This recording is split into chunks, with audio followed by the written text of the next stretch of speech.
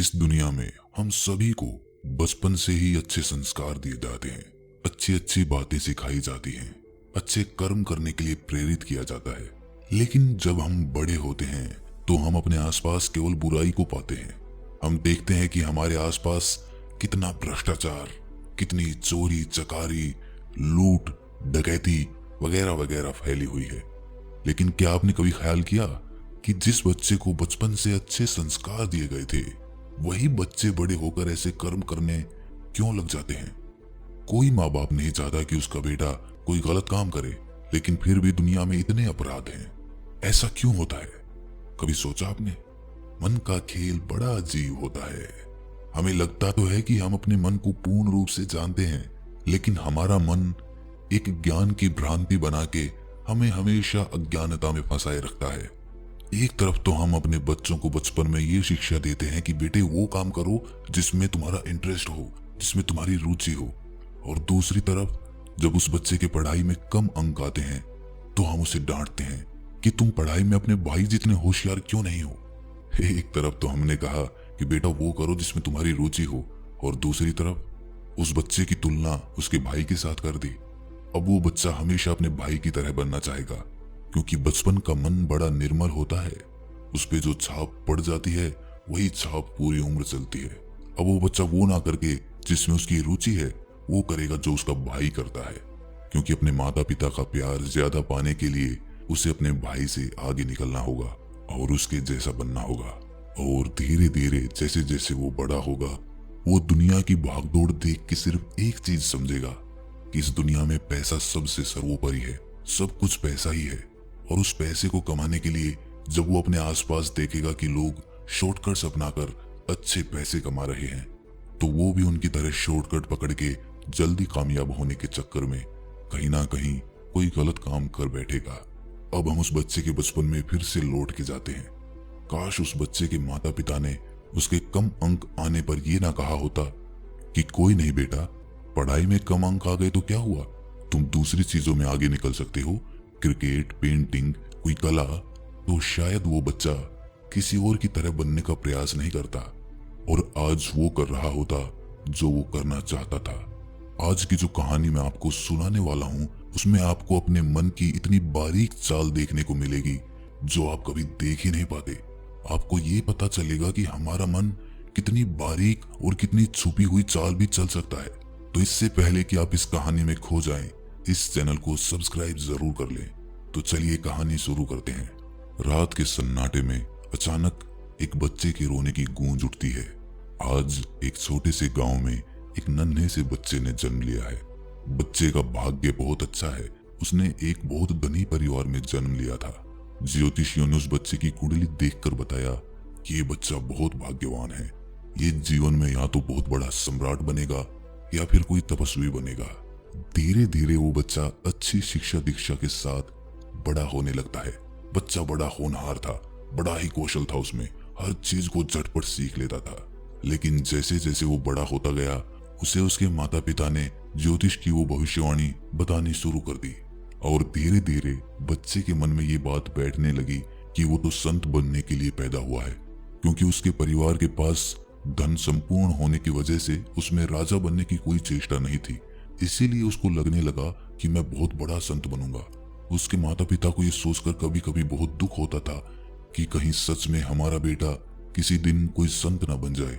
वो उनका इकलौता पुत्र था, उसके अलावा उनकी कोई संतान नहीं थी। धीरे धीरे बच्चे का मन खेल कूद से हटकर ध्यान साधना में लगने लगा। अब वो घंटों संतों की बातें सुनता रहता और ध्यान साधना करता रहता। उसने अपना पूरा बचपन का समय इसी तरीके से बिताना शुरू कर दिया। नगर के सब लोग उस बच्चे से बहुत प्रभावित थे। वो उस बच्चे के मुखमंडल को देखते और उसकी बातों को सुनकर कहते कि वाह भाई, तुम तो बहुत बड़े ज्ञानी हो, तुम एक दिन जरूर इस संसार में अपना ज्ञान फैलाओगे, लोगों में तुम्हारी बहुत प्रतिष्ठा होगी, बहुत सम्मान होगा। ये सुनकर वो बच्चा कहता कि नहीं महर्षि, मैं कोई बड़ा आदमी नहीं बनना चाहता, क्योंकि अपने आप को ज्ञानी समझना भी अहंकार का ही एक रूप होता है।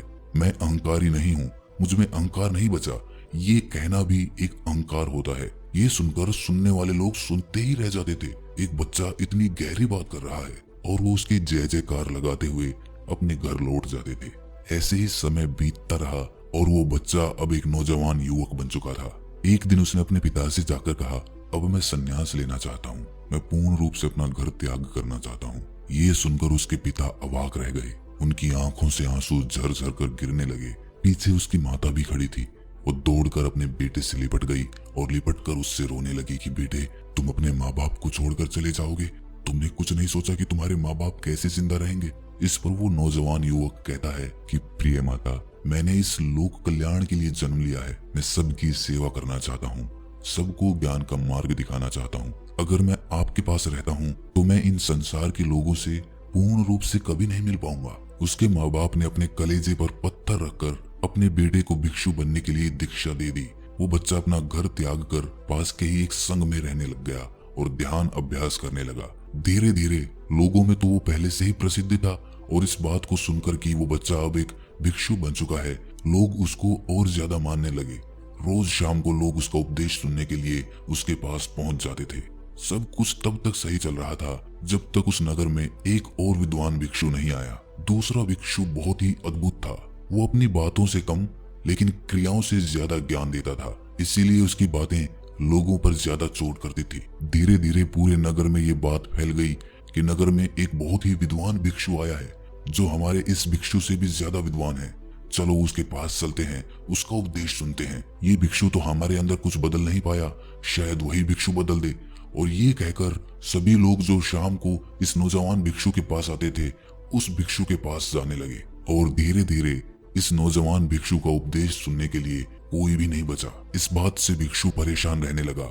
अब उसके पास कोई भी नहीं आता था।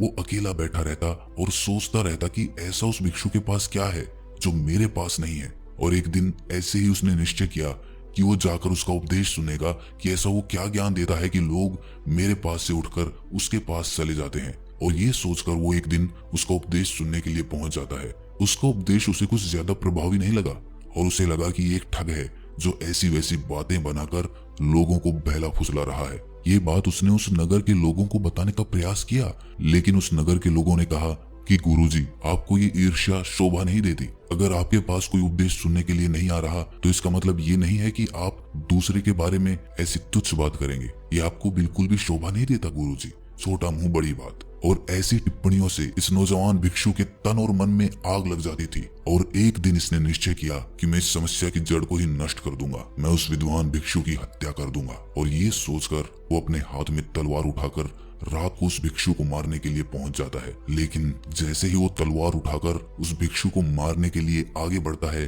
तभी उस भिक्षु को उसके कदमों की आहट सुन जाती है और वो नींद से जाग जाता है। वो उठकर इस नौजवान भिक्षु की आंखों में देखता है और उससे पूछता है कि तुम कौन हो और मुझे क्यों मारना चाहते हो? दिखने से तो तुम कोई भिक्षु मालूम होते हो। हे भिक्षु, तुम ये कौन से रास्ते पर चल पड़े हो? तुम मेरी हत्या करना चाहते हो तो निश्चय ही मुझे मार डालो, लेकिन एक सवाल खुद से जरूर पूछना, क्या तुम सच में एक हत्यारा ही बनना चाहते थे? ये बातें नौजवान भिक्षु के दिल पर किसी तीर की भांति लगी और उसने झटके से तलवार को दूर फेंक दिया, जैसे किसी निद्रा से जाग उठा हो। और वो उस भिक्षु के सामने फूट फूट कर रोने लगा। नौजवान भिक्षु के ये आखिरी शब्द बहुत ही अनमोल थे। उसने कहा कि हे गुरुवर, मैं बचपन से एक भिक्षु बनना चाहता था, क्योंकि एक ज्योतिष ने भविष्यवाणी की थी और उसकी भविष्यवाणी जब मुझे पता चली तब से ही मैंने भिक्षु बनने का अभ्यास किया। मैंने ये बात अपने मन में पक्की बिठा ली थी कि मैंने लोक कल्याण के लिए जन्म लिया है और इसी वजह से मैंने अपना घर तक त्याग दिया था। मैं इस नगर के लोगों को रोज उपदेश देता था, उनके दुखों को सुनता था,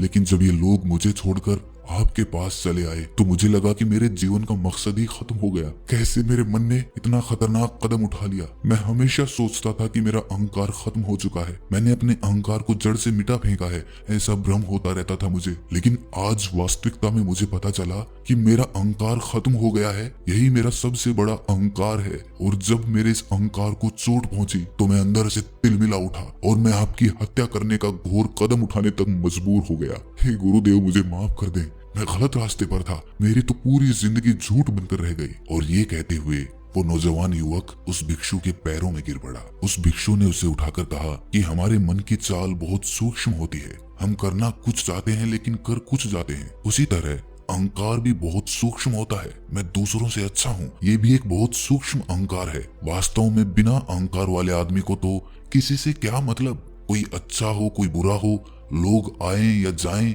जिसमें मैं ही नहीं बचा, उसको इन सब बातों से क्या मतलब। इसीलिए अपने मन की चाल को बहुत गहरे तल पर जाकर समझो। ऊपर से समझने से कुछ नहीं होगा। ऊपर तो सिर्फ हमारे विचार तैरते रहते हैं, लेकिन हमारे भीतर बहुत सारी क्रियाएं चल रही होती हैं जो ध्यान के द्वारा जान पाना संभव होता है। और ये कहकर उस भिक्षु ने उस नौजवान भिक्षु को उस रात ध्यान की दीक्षा दी। तो दोस्तों, कैसी लगी आपको ये कहानी कमेंट सेक्शन में जरूर बताना, और अच्छी लगी तो चैनल को सब्सक्राइब करना मत भूलना। तो मिलते हैं अगली वीडियो में, तब तक के लिए अपना ख्याल रखें।